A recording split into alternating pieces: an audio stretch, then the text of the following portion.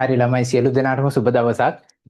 ඉතින් අද අපි සාකච්ඡා කරන්නේ දේ දුන්න පායාවි හෙටත් පාලම උඩින් කියන පද්‍ය පන්තිය. ඉතින් මේ A level විෂය නිර්දේශයේ තියෙන පද්‍ය පන්තිය මේකේ ප්‍රේමය ගැන පමණයි අඩංගු වෙලා තියෙන්නේ. ඉතින් ඒක මොන වගේ ප්‍රේමයක්ද? ප්‍රේමය කියන්නේ මොකක්ද? ඒ ප්‍රේමයේ විද දැනීම තුළින් ඒ ඇතිවන වේදනාව හරහා අපි ඒක කොහොමද පාලනය කරන්න කියලා මේ පද්‍ය පන්තිය පුරාවටම කියනවා. ඉතින් මේක ඔයාලගේ ජීවිතේ ඔයාලගේ වයසත් එක්ක මේ පද්‍ය පන්තිය ඔයාලට බොහොම ප්‍රයෝජනවත් පද්‍ය පන්තියක්. හැබැයි පෙම් කරන්න නෙවෙයි ප්‍රේමය මොකද්ද කියලා ඔයාලට තේරුම් ගන්න ඉතා වටිනා පද්‍ය පන්තියක්. හරි අපි පද්‍ය පන්තියට යමු. නොවැළපෙමි ඔබ යන්න වැළප ඇති පළකින්ද. එතකොට ප්‍රේමය දැන් මෙතන පේනවා දේ දුන්නක් තියෙනවා නේද? ආදරය පිළිබඳව මෙතන ජෝඩුවක් ඉන්නවා. එයාලා ආදරය කරනවා. හරි. අපි යම් පද්‍ය පන්තියේ මොකද්ද මේ දේ දුන්න මොකද්ද මේ ප්‍රේමය මොන වගේද ඇත්තටම අව්‍යාජ ප්‍රේමය කියලා අපි බලමු. නොවැළපෙමි ඔබ යන්න වැළප ඇති පළකින්ද. ප්‍රේමය අවසන් වුණාම ප්‍රේමය නැති වුණාම ඒ ප්‍රේමය පිළිබඳව අඬලා වැළපිලා ජීවත් වෙන එක මේ මානව වර්ගයාගේ ස්වභාවය. ඒක ස්වභාවික සිද්ධියක් නේද? මේ පෙම්වතුන්ගේ ප්‍රේමයක් කොයි හැම වෙලාවක හෝ බිඳ වැටීම තුළින් ඔවුනොවුන් අතර ඇතිවන වේදනාව කියන එක ඒක වර්තමාන සමාජයේ අපිට ඒක දැක ගන්න පුළුවන්. ජීවිතේ වැරදුනේ මෙතන විතරක් නෙවෙයි. හැබැයි මේ ප්‍රේමය බිඳ දැමීමම නෙමෙයි ජීවිතේ වැරදුනේ. ජීවිතේ කියන්නේ තව ගොඩාක් දේවල් තියෙන එකක් නේද? එතකොට ජීවත් වෙනවා කියන්නේ ජීවිතය කියන්නේ ඒකේ අදහස තමයි ජීවත් වෙනවා කියන එක නේද? ජීවිතය මේකේ අදහස තමයි ජීවත් වෙනවා කියන එක. ජීවත් වෙනවා. ළමයි ඔයාලා ජීවත් වෙනවා කියන එක දකින්නේ මං අහනවා ඔයාලා ජීවිතය කියන එක දකින්නේ ප්‍රේමයෙන් විතරද? ප්‍රේමයමද ජීවිතය? ප්‍රේමය කියන්නේ ජීවිතේ එක කොටසක් විතරයි. ඒක ඔයාලට ඒ කොටස හැබැයි ඊටාම තදින් ජීවිත කාලය පුරාවටම ඔයාලට දැනෙන ප්‍රබල හැඟීමක්. සූරලාගෙන යන්න මාහදේ පිපුණු මල් නේද? එතකොට මේ පෙම්වතා කියනවා මේ ඔයා මට නැති වුණා. හැබැයි ඔයා සූරලාගෙන යන්න මාහදේ පිපුණු මල්. මේ පිපුණු මල් මොනවද? පිපුණු මල් මං හිතනවා මේ පිපුණු මල් කියන්නේ මෙයාට ආදරයේ පිළිබඳ දුන්න බලාපොරොත්තු. පෙම්වතුන් දෙදෙනෙක් පෙම්වතෙක් සහ පෙම්වතියක් නේද? මේ ජෝඩුවක් ආදරය කරනකොට ඔවුනොවුන් අතර ඔවුන්ටම ආවේනික සිහින ලෝකයක් තියෙනවා. ඒ සිහින ලෝකය ගත්තහම බලාපොරොත්තු වලින් පිරිච්ච ලෝකයක්. හැබැයි ඒ ලෝකේ අපි හිතනවා මේව හැම වෙලාවෙම අපේ බලාපොරොත්තු මල් කියලා. හැබැයි මේ මල් අතර අපිට තියෙනවා කටු පඳුරු. ප්‍රේමයේ හැටි එහෙම තමයි. ප්‍රේමය කියන්නේ හරියට පීසා එකක් වගේ නේද? එතකොට ඔයාලා පීසා එකක් කාලා නැති තාක්කල් ඔයා හිතනවා අර ටීවී එකේ පෙන්නනවා වගේ පීසා එකක් කියන්නේ චීස් වැක්කිරන එකක් නේද? හැබැයි ඔයා ඒක කාපු දවසට තේරෙනවා මේ පීසා එකක් කියන්නේ නිකන් රොටියක් වගේ දෙයක් කියලා. එතකොට ප්‍රේමයත් එහෙමයි. හැබැයි ඒ රොටිය උනත් ඒක ඒ ප්‍රේමය ඒ වගේ තිබ්බට ඒක දරා ගන්න ඕනි. දරා ගැනීම මත තමයි ජීවත් වෙනවා කියන එක තීරණය වෙන්නේ. හරි. ඊළඟට කවිය ආයෙත් කියනවා නොවැළපෙමි ඔබ යන්න වැළප ඇති පළකින්ද ඔබේ නම අදින් පසු මට තවත් අයිති නැහැ. ඒ කියන්නේ ඔයා මට අදින් පස්සේ ආයෙ මට අයිති වෙන්නේ නැහැ. ඒ හින්දා ඔයා ඔයාටම කියලා ලෝකයක් හොයාගෙන යන්න. ඔබ නැතිද ජීවිතේ නසාගත නොහැක මට. ප්‍රේමය කියන දේ අහිමි වුණාට නේද? අපි දෙන්න කරපු මේ ආදරය නැති වෙලා ගියාට මට ජීවිතේ නැති කරගන්න බෑ. හැබැයි මොකද මට ඊට වඩා ජීවිතේ තව බොහෝ දේවල් තියෙනවා. නේද? ඇයි ජීවත් වෙනවා දකින්නවා. ඇයි ජීවත් වෙනවා. ඇයි සතුටින් ඉන්නවා දකින්නවා. එතකොට මොන වගේ හැඟීමක් ළමයි ඇති වෙනව ඇද්ද ඒ පෙම්වතාට? ඔබ නැතිද ජීවිතේ නසාගත නොහැක මට ඔබ යන්න ජීවිතේ සොයාගෙන. එතකොට ළමයි ඔයාලගේ කාලේ ඔයාලා ආදරය කරනකොට නේද? ඔයාලා ආදර කතාවක් නැති වුණ ගම මොකද කරන්නේ? ගිහිල්ලා ඔයාලා එයාට ගහනවා නේද? දැන් පිරිමියෙක් කෙනෙක් නම් ඔන්න කෙල්ලගෙන් ගුටි කන්න ඉඩ තියෙනවා. කෙල්ල ඇවිල්ලා හොඳටම පත බාන්න ඉඩ තියෙනවා. හරි. ඔබ මට මේ වගේ පොරොන්දු දුන්නා. දැන් මොනවද වෙන ගෑණික් එක්ක කරන්න කියලා හොඳට ඔයාලට ගුටි කන්න අවස්ථාවක් හම්බ වෙනවා. හරිද? ඒ වගේම ඔයාලා ගැහණු ළමයෙක් ගෙනම් නේද? පිරිමි ළමයා දැන් ගැහණු ළමයා ඒ පිරිමි ළමයා ගැලපෙන්නේ නැති හින්දානේ පුතා අතාරින්නේ ප්‍රේමය කියන එක.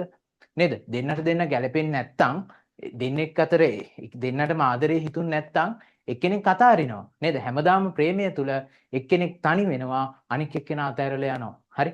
එතකොට ඕක ජීවිතේ වෙනවා. හැබැයි ඇත්ත ප්‍රේමයේදී දෙන්නට දෙන්න ආදරය කරන ඒක සමාජයේ ප්‍රායෝගික ජීවත් වෙන ඝනදෙනුවක් බවට ඇත්ත ප්‍රේමයටපත් වෙනවා.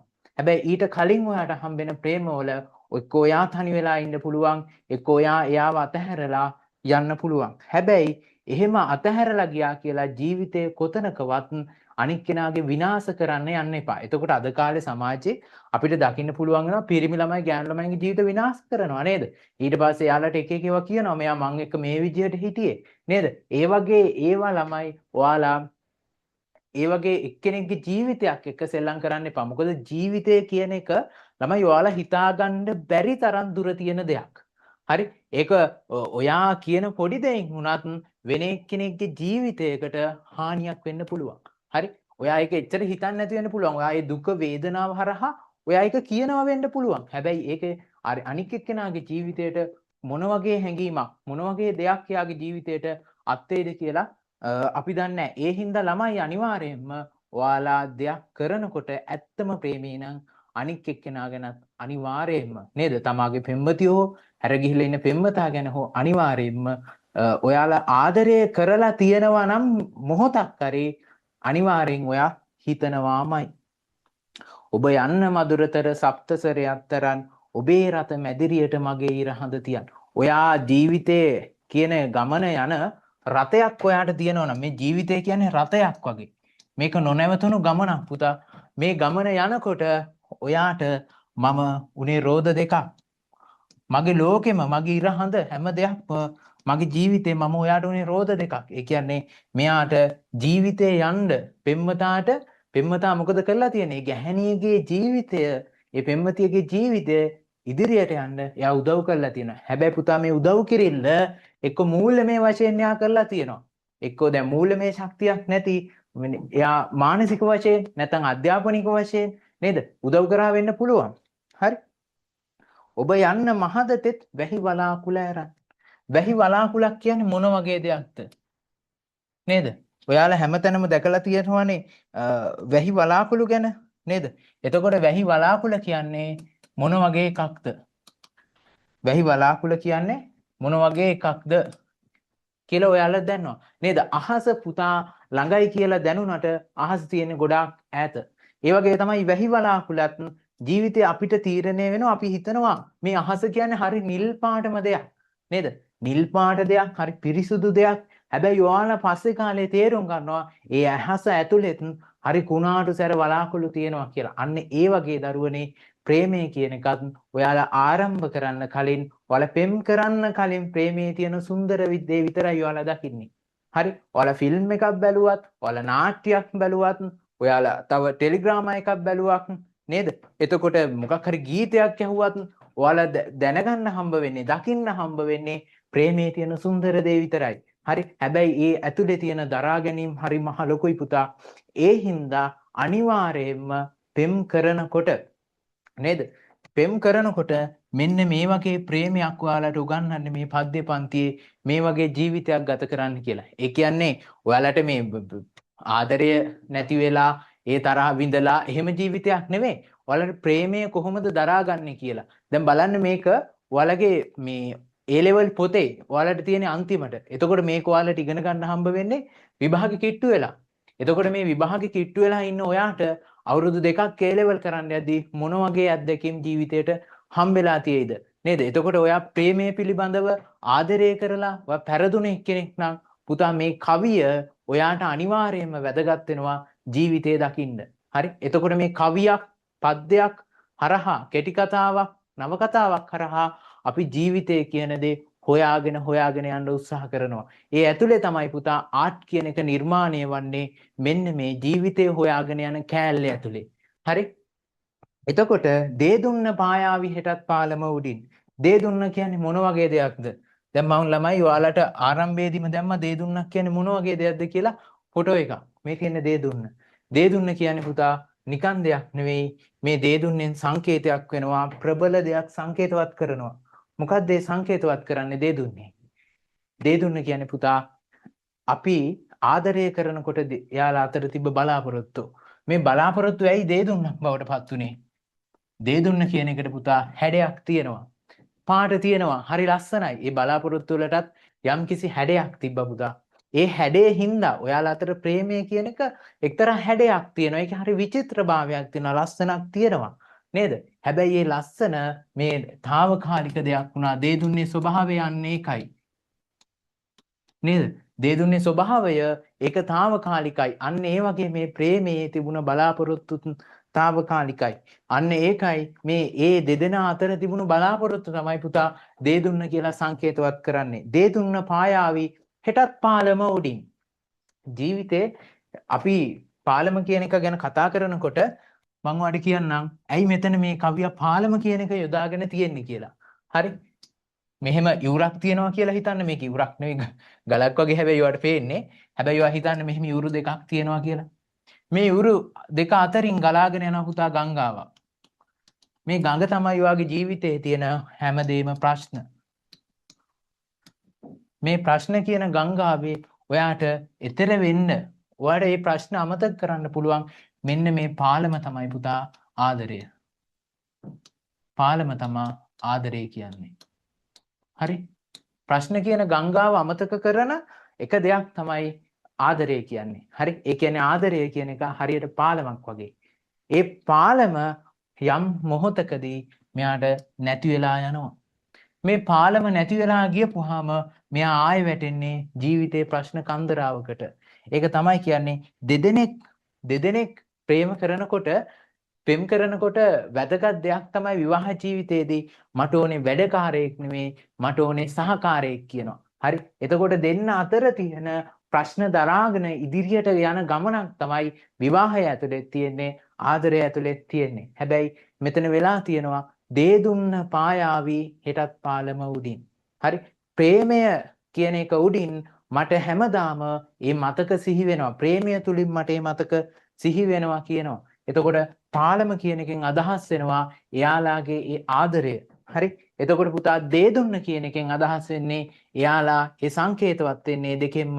එතකොට දේ දුන්නෙන් සංකේතයේ බවට පත් වෙන්නේ එයාලගේ තියෙන සිහින සිතුවිලි. නේද? තාරුණ්‍යයත් එක්ක හරි සිහින කන්දරාවක ඉන්නේ. හැබැයි මේ සිහින ප්‍රායෝගික ජීවිතයේදී සමහරව අපිට දිනා ගන්න බෑ. ඒක තමයි ඇත්ත කතාව.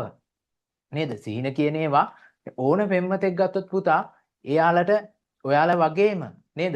ඒ හැම එක්කෙනාටම සිහින තියෙනවා. හැබැයි මේ සිහින කියන ඒවා දිනපු කට්ටිය ඉන්නේ ලෝකෙ චුට්ටයි. නේද? අන්නේ අතලොස්ස බවට පත් වෙන්න ඒ පත් වෙලා ඒ ප්‍රේමය කියන එක මොන වගේ දෙයක්ද කියලා සිහින බිඳීම තුලින් මේ කත ගියා ඉගෙන ගන්නවා. ඔබ යන්න හැරී නොබලා ඔබේ කිරුලගෙන ඇයට කියනවා ඔයා මේ ජීවිතේ හොයා මාව අතහැරලා ඔයාට ගැළපෙන කෙනෙක් රාජකුමාරයෙක් හොයාගෙන ගියා. අන්නේ කුමාරයාට ඔයා කිරුලක් වෙලා ඉන්න. නේද? කවදාවත් කිව්වේ නැහැ එයාගේ ජීවිතේ විනාශ කරනවා කියලා. ඇයව ක්‍රැජිනියක් වගේ දකින්න උත්සාහ කරනවා. පරාජිත කඳුලකට ඇසේ ඉඩ තියා නැත. එතකොට මෙයා මේ ප්‍රේමය පෙරදුනා කියලා ඇසිඩ් ගහන්න ගියේ නැහැ. ඇයට පිහියෙන් අයින්න ගියේ නැහැ. නේද? ඇයට තවත් ආදරය කරනවා. ඒ ආදරය කියන එක ඒ වේදනාව ප්‍රේමයේ පරාජය කොහොමද දරාගන්නේ කියලා මේ පද්‍ය පන්තිය පුරාවටම ඔයාලට කියලා දෙනවා. වෙස් මුහුණු පැලඳගෙන සිටින තැන සිතක් නැත. ඒක පුතා ජීවිතේ වැදගත්ම කවි පන්තියක්. මෙන්න මේ කියන එක. ඒක ඔයා හරියටම හිතා ගන්න. මේකේ අර්ථය ඔයාට ජීවිතේ හැමදාම වැදගත් වෙනවා. ඔයා පුතා විවාහයකට යන්න ඕනේ එක හිතින්. එක හිතින් විවාහ වෙන්න බැයි නම් ඒ විවාහයට කවදාවත් විවාහ වෙන්න එපා. එක හිතින් විවාහ වෙන්න. ඒ කියන්නේ ඔයාට එක්කෙනෙකුට ආදරය කරන්න කියමනක් තියෙනවා පුතා. එක්කෙනෙක්ට ආදරය කරනකොට ඔයාට තව කෙනෙක් ගැන ආදරය හිතුණා නම් අනිවාර්යයෙන්ම අර කලින් ආදරය කරන එක්කෙනාට ඔයාට ආදරය හිතලා නැහැ කියනවා. අන්න ඒ වගේ තමයි දරුවනේ විවාහය කියන එක ගත්තාම විවාහයට ඔයා පිරිමි ළමයෙක්ද ඔයා ගැහැණු ළමයෙක්ද ඔයා විවාහ වෙන කාලේ ඔයාට වෙන හිතක් පිළිබඳව හිත තව හිතක් ගාව නතර වෙලා ජීවිතය ගෙවන්න බෑ. අන්න ඒකයි දරුවනේ ඔයාලට මේ පද්‍ය පන්තියෙන් කියන්නේ. එතකොට ඔයාලගේ ජීවිතේ කොච්චර වටිනා උපදෙස් ටිකක් නේද? පෞල් ජීවිතයක් ගත කරන්න මේ පද්‍ය පන්තියෙන් ඔයාලට කොච්චර උපදෙස් ටිකක් දෙනවද? ඔයාලට විභාගය ඇස්සේ ඔයාලගේ ආදරය තිබිලා ආදර කතා තිබිලා ඒවා නැති වෙලා ඉන්න පුළුවන්. ඔයා මානසිකව වැහලා ඉන්න පුළුවන්. හැබැයි ඔයාට මේ පද්‍ය පන්තිය කොච්චර සහනයක් වෙනවද කියලා ඔයාට මේක අර්ථය තේරුම් ගන්නකොටම ඔයාලට පැහැදිලි වෙනවා. ගෙවදින්න ඇති නිසා හෙට අලුත් විමානයකට පෙම්ගී අලංකාර විසිකොට යනු මැනවි. එතකොට විවාහය තුල තිබිය යුත්තේ ඒ ස්වාමියා ගැන බිරිඳ දක්වන ගරුත්වය. ස්වාමියාට තිබිය යුත්තේ ඒ බිරිඳට තියෙන ප්‍රේමය විතරයි. එහෙම නැතුව විවාහයේදී තුන්වැන්නෙක් හතරවැන්නෙක් කවදාවත් පෞල් ජීවිතයකට එන්න බෑ පුතා. අනිවාර්යෙන් එනවා නම් එන්නේ එයාලට ඉන්න ළමයි මිසක්කා ඒ අතර වෙන කවුරුවත් පෙම්වතියක් විවාහ ජීවිතය තුල ආයෙ ඔයාලගේ ජීවිතයට එන්න බෑ. අන්න ඒක තමයි මේ කියන්නේ. පෙම්ගී අලංකාර විසිකොට යනු මැනවි. ඔයාට කලින් ආදර කතා තිබ්බා වෙන්න පුළුවන්. හැබැයි මේ හැමදේම ඔයා අතහැරලා තමයි විවාහයට යන්නේ. අනික් එක්කෙනාගේ ජීවිතයයි දැන් ඔයාගේ ජීවිතයයි එකයි. ඔයාලා දෙන්න යන ගමන එක්කෙනෙක්ට වැරදුනොත් අනික් එක්කෙනාටත් වැරදෙනවා. අන්න ඒ හින්දා ඔයාලා දෙන්න යහපත් ජීවිතයක් ගත කරන්න කියලා කියනවා. ඔබ එතකොට කවිය තව එක උපදේශයක් දෙනවා. නිල් ගුවන් ගැබ වදින කුරුල්ලෙකු පරිද්දෙන්. උපමාවක්. විවාහය කියන දේ ඔයාට කවදාවත් ගැටලු සමූහයක් බවට පත් වෙන්නේ නැහැ. හරි? එහෙම වෙන්න පුළුවන්. හැබැයි ඔයා විවාහ වෙන්න ඕනේ නිල් ගුවන් ගැබ වදින කුරුල්ලෙකු පරිද්දෙන්. ඒ කියන්නේ ඔයාට ආර්ථිකය ගැන හිතලා ඒව නෙමෙයි පුතා කියන්නේ. ඔයා අනිවාර්යයෙන්ම ඔයාගේ ආදරය කියන එක ඒ වගේ දෙයක් වෙන්න ඕනේ. ඒ වගේ පිවිතුරු ආදරයක් එක්ක විවාහයකට යන්න කියලා තමයි කියන්නේ. එහෙම නැත්තම් ඔයාලා අවුරුදු කීයක් විවාහ වෙලා ඉන්නද? නේද? ඔයාලා තරුණ ජීවිතේ නම් ඔයාලට වෙන එක්කෙනෙක් ගැන ඕන එක්කෙනෙක් ගැන ආදරයක් හිතෙන්න පුළුවන්. හැබැයි විවාහ ජීවිතය ඇතුලේ පුතා දරුවෙක් ඉන්නවා, ඊට පස්සේ දරුවෙක් ඉන්නවා, ඒ වගේම බිරිඳක් ඉන්නවා නේද? එතකොට ඔයා ස්වාමියෙක් වශයෙන් ගන්න තීරණය වැදගත් වෙනවා දරුවටත් ඒක බිරිඳටත් ඒක නේද? එතකොට මේ බිරිඳක් ගන්න තීරණයක් ඒක ළමයින්ටයි ස්වාමියාටයි දෙන්නටම බලපානවා. අන්න ඒ හින්දා තමයි කියන්නේ විවාහ වෙන්න ඕනේ නිල් ගුවන් ගැබ වදින කුරුල්ලෙකු පරිද්දෙන් කියලා. ඔබ යන්න ඔබේ සිහිනයට මම මගේ ලෝකයට. ඔබ ඔබේ සිහිනයට එයා ගියේ එයාගේ සිහිනයට එයාට තිබ්බ සිහිනයට. මමත් හැබැයි මේ ඉතුරු වෙලා ඉන්නේ මම හොයන ලෝකය වෙනුවෙන් කියලා මෙන්න මේ කතකයා කියනවා. හෙමෙන් මා අතහැර දෙපස සෙවණැලි අතර. සෙවණැල්ලකට පුතා හැඩයක් තියෙනවා. ඔයාට සෙවණැල්ලක් ගැන කතා කරනකොට ඔයාගේ හෙවණැල්ලත් මේ වගේ හැඩයක් තියෙනවා. හැබැයි ඒකේ පැහැදිලිකමක් නැහැ පුතා. පැහැදිලි නැහැ. නේද? ඔයාට පැහැදිලි දෙයක් දැක ගන්න ඕන නම් ඔයා යන්න ඕනේ කණ්ණාඩියක් ගාවට, කැඩපතක් ගාවට. නේද? අන්න ඒ වගේ හෙමෙන් මා අතහැර දෙපස සෙවණැලි අතර ඔබ සෙමෙන් සැඟවුනේ ඒ වඩා විනීතයි. නේද? ඔයා ඒ සෙවණැලි අතර ඔයා මේ පැහැදිලි සෙවණැල්ලක් ගැන නෙවෙයි ඔයාට තිබ්බේ මම පිළිබඳව. හැබැයි ඔයා ඒ සෙවණැල්ලේ පැහැදිලි භාවයක් නැහැ. හරි? ඒකේ හැඩය තිබ්බට පැහැදිලි භාවයක් තිබ්බේ නැහැ. හැබැයි අන්න එහෙම ඔයා දෙපස සෙවණැලි අතර එදා සැඟවුණා. නේද? අපි දෙදෙනෙක් අතර ඔයා තනි වුණා. නේද? ඔයාට හිතෙන්නේ නැති මේ මගේ ප්‍රේමය කියන එකට මේ පැහැදිලි භාවයක් නැහැ කියලා ඔයාට හිතෙන්නේ නැති මොනවා හරි වෙලාවක. නේද? පැහැදිලි භාවයක් නැහැ. හැබැයි හැඩයක් තියෙන්නේ නැති ජීවිතේ. ඒකනේ මාත් එක්ක හීන දැක්කේ. හැබැයි ඔයා යාගේ ලෝකේ මගේ ලෝකේ අතර දෙකක් අතර ඔයා සැඟවෙන්නත් ඇති. නේද? ඔබ සෙමෙන් සැඟුණේ වට. හැබැයි මේ හැංගිච්ච තැන එයාව අතහැරලා දාලා ගියා. නේද? සමහර විට ඒ සෙවණැල්ල අම්මයි තාත්තයි වෙන්න බැරි කමක් නැහැ. නේද? මේ පෙම්වතාව අතහැරලා අම්මයි තාත්තයි කියන සෙවණැල්ල අතර එයා සැඟවුණා වෙන්නත් පුළුවන් පුතා. හරි? එතකොට ඒක මේ විදිහට ගන්න පුළුවන් වඩාත් ඒ වඩා විනීතයි කියන එකෙන් මේ ගැහණු ළමයා කොච්චර විනීතද කියලා කියන්න උත්සාහ කරනවා කවියා. එහෙනම් ප්‍රේමයට එයා සැඟවුණේ සෙවණැල්ලක් වගේ. නේද? එයාට අම්මයි තාත්තයි කියන සෙවණැලි දෙක අතර තමයි එයා සැඟවුණේ. සමහර විට මෙන්න මේ ප්‍රේමවන්තයා ආදරය කරනකොට මේ ප්‍රේමයට gederin විරුද්ධ වෙන්න ඇති. විරුද්ධ වෙලා වෙන එක්කෙනෙක් යාට හොයලා දෙන්නේ නැති. හැබැයි එයාට gederට විරුද්ධ වෙන්න බැරි වෙන්නේ නැති ගැහණු ළමයාට නේද? පෙම්වතියට. ඊට පස්සේ එයා ඒ gedර හොයලා දෙන පෙම්වතාට ආදරය කරන්න පටන් ගන්න නැති. අන්න ඒ හින්දා වෙන්න ඇති මෙයා කියන්නේ නේද? පෙම්වතා කියන්නේ ඔයා විවාහ වෙන්න ඕනේ එක හිතින් එක ආදරයකින් කියලා පෙම්වතා කියන්න උත්සාහ කරේ. අන්න ඒ හින්දා වෙන්න ඇති. මට හිතෙන්නෙම ඇය සැඟවුනේ දෙමව්පියන් අතර. අන්න ඒකයි කවියා කියන්නේ. එය වඩා විනීතයි. විනීතකමක් ඔයාගේ හිතේ තිබ්බා. ඔයා පැනලා යන්න උත්සාහ කරේ නැහැ. නේද? පැනලා ගියා කියන්නේ එයාගේ ජීවිතයට සමාජයෙන් එල්ල වෙන කළු පැල්ලමක් වෙන්න පුළුවන්. හැබැයි අපි මේක විවාහයේදී දකිනවා. පුතා විවාහ වෙන්න කලින් පැනලා ගිහිල්ලා ජීවිතේ පෙරදුන මිනිස්සුත් ඉන්නවා. ජීවිතේ දිනපු මිනිස්සුත් ඉන්නවා. හැබැයි විවාහය කියන දේ ජීවිතයට එකපාරයි එන්නේ. අන්න ඒ හින්දා ඔයා හදිස්සි වෙන්න එපා තීරණ ගන්නකොට කියලා ඒක මට ඔයාට කියන්න හිතෙන දෙයක්. මොකද ප්‍රේමය කියන දෙය ඔයාට හදිස්සි වෙලා තෝරගන්න ඕන දෙයක් නෙවෙයි දරුවනේ. හරි. එදා ඔබ ගෙයි මුල්ලේ සොයාගත් මන්දිනුම් ඔබ සැඟව ගියේ කොහෙද සොයන්නේ නෑ ඉතින්. එයා පෙම්වතිය එදා ගෙයි මුල්ලේලු හිටියේ. මොකද්ද මේ ගෙයි මුල්ල? ගෙයි මුල්ල මොකද්ද ගෙයි මුල්ල කියන්නේ?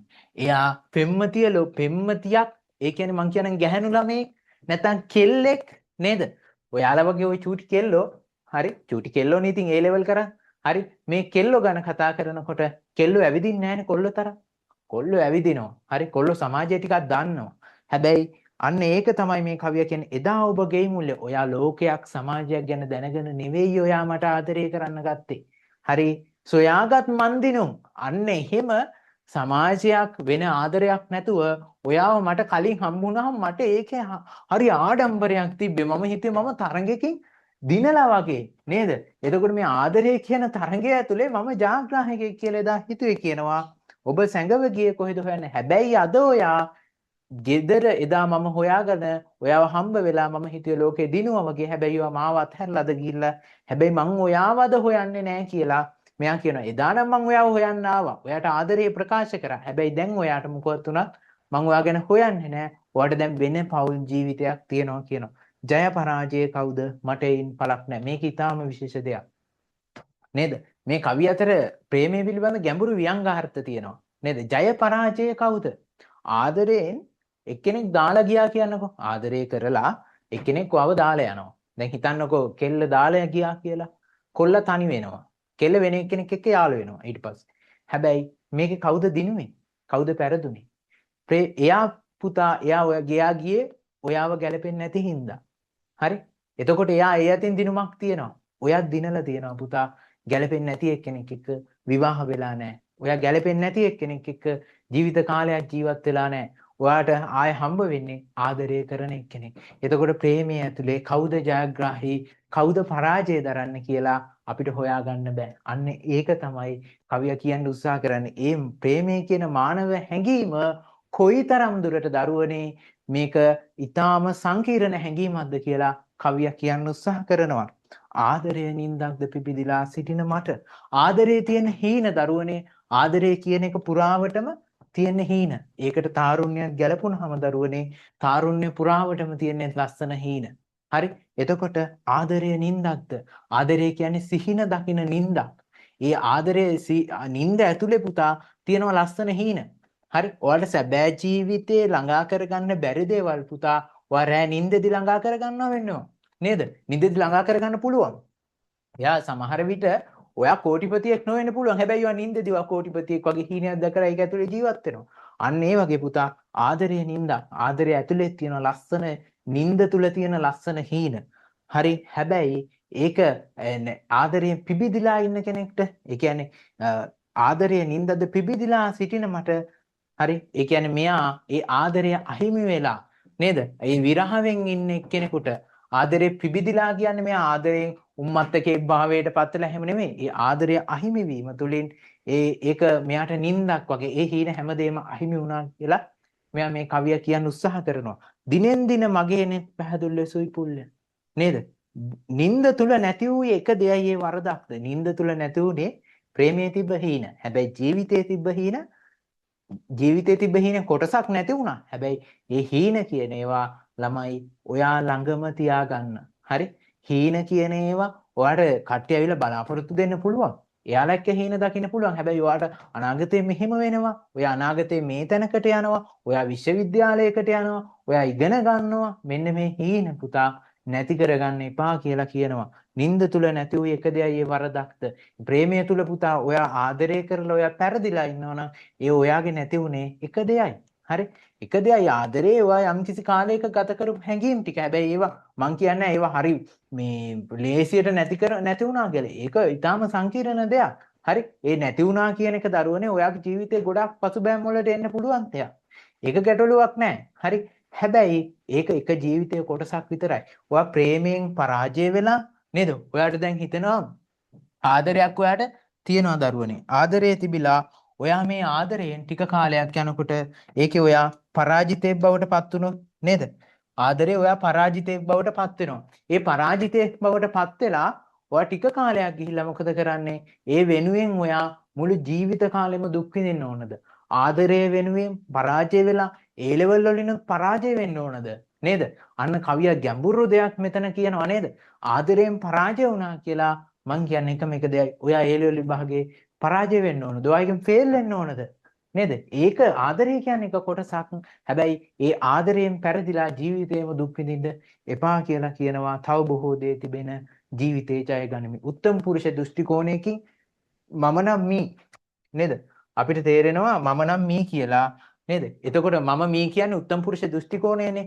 ඔයාලා ඉගෙන ගන්නවා පොඩි කාලෙම මම නම් මී කියන්න.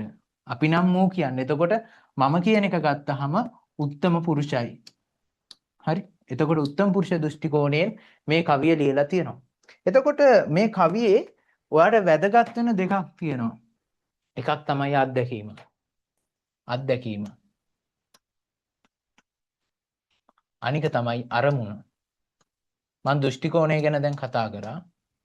අරමුණ. අත්දැකීම තමයි පුතා ප්‍රේමයෙන් පරාජිත වුණු පෙම්වතෙක්ගේ සිත තුළ තියෙන මනෝභාවයන්. මනෝභාව. නේද? ඔයාට මේ පෙම්වතෙක්ගේ සිත තුළ තියෙන මනෝභාව. අරමුණ තමයි පුතා ප්‍රේමයෙන් පරාජයම වීම. ප්‍රේමයෙන් පරාජය වීම ජීවිතේ පරාජය නොවීම. ප්‍රේමයෙන් පරාජය වීම ජීවිතයේ පරාජයම නෙවෙයි. නේද? අන්න ඒක තමයි මේකේ අරමුණ බවට පත් වෙලා තියෙන්නේ. හරි? එතකොට අත්දැකීම කියනවා අපි මේකට කියනවා වෙන වචනයකින් කිව්වොත් තේමාව. මේක මොකක් උදෙසාද ලියලා තියෙන්නේ? අරමුණ කියන මේකේ පරමාර්ථය කවිය මොකද්ද? දැන් ඔයාට ඒක මතකයි. එතකොට මේ කවිය තුල ගත්තාම සංකේත තියෙනවා නේද? ප්‍රේමය පිළිබඳ විවිධ සංකේත මේ කවිය තුල තියෙනවා. එතකොට ඔයාට දැන් මේ කවිය මොන වගේ දෙයක් කියනවද? මේ දේදුන්න පායාවි හිටත් පාලම උඩින් කියන්නේ දේදුන්න කියන්නේ මොකද්ද? පාලම කියන්නේ මොකක්ද කියලා ඔයාට දැන් මේක මනාව පැහැදිලි වෙනවා ඇති. ඉතින් මං අද මේ ආදර කතාව කියලා එහෙනම් දැන් මම පන්තිය අවසන් කරන්න යන්නේ. එහෙනම් සියලු දෙනාටම සුබ දවසක් වේවා.